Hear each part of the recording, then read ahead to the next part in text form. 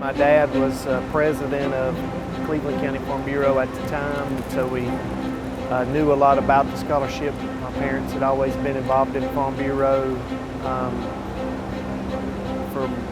since they were young farmers and ranchers. So we knew about the program, and they encouraged me to apply because they were a part of Farm Bureau and because we had tremendous financial need. Well, I'd originally heard about the scholarship from my mom and my grandma. My grandma is also a Farm Bureau member, and so she was so excited to hear about the scholarship. I feel like she's been telling me about it for years. So she's like, Sydney, it's the time, you need to apply.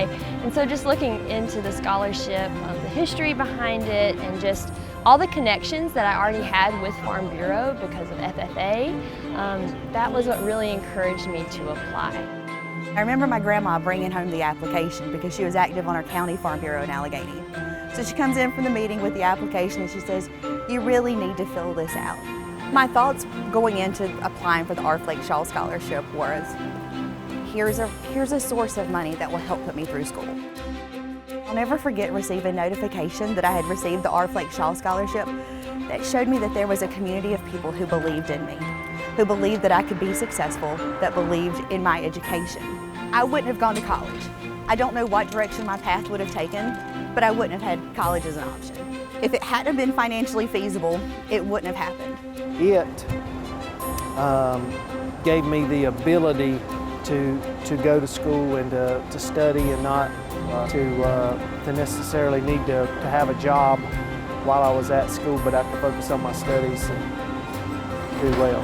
It's given me a lot more flexibility in the classes that I can take, because I can take more environmental and natural resources classes, and I can take more agriculture classes now too. So the flexibility and the family that has given me has meant the world. Farm Bureau has been there throughout every aspect of my life, I feel like. Farm Bureau is always there throughout high school. I participated in EIFL, and that was where I decided what I wanted to major in because I was so overwhelmed by all the options. So we had EIFL and then obviously the Flake, and I want to join Young Farmers and Ranchers here at NC State as well. Starting with EIFL, then Flake Shaw, continued contact with the organization, then being involved in Young Farmer and Ranchers, and then pursuing a position as a field representative with North Carolina Farm Bureau. All of those things are linked together towards me having a satisfying career.